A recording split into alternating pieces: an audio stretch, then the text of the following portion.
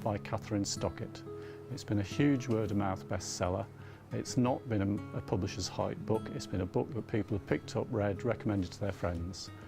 It tells the story of a group of black maids in Mississippi in 1962, and also about the young privileged white woman who sets out to document their lives. It deals also with all the upheavals and in fact the dangers that result as a consequence of that.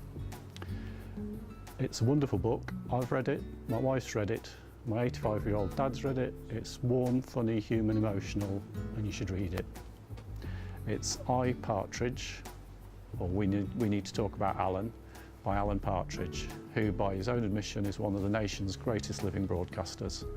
It's very, very funny, as you would expect, and I think the best way to prove this to you is just to give you a brief sample off the dust jacket on the back, which says that Alan Gordon Partridge is a broadcaster, author, and one of the first public figures to suggest high visibility clothing for people manning temporary car parks.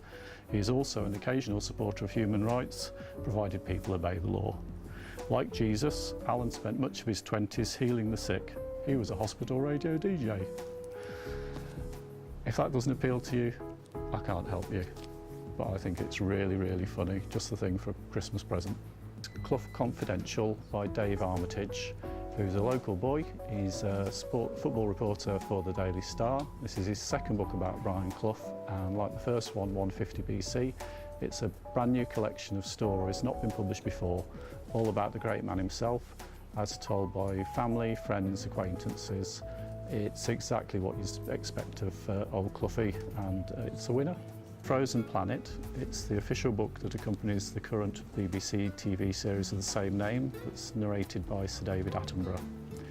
There's not a lot to say about the book. It is just absolutely gorgeous. It's packed full of information, and as you would expect, absolutely beautiful pictures. Everything's in here, from the usual that you'd expect: penguins, polar bears, mums, cubs, and wonderful shots of Arctic foxes, and I can't describe it. You need to come in and see the book.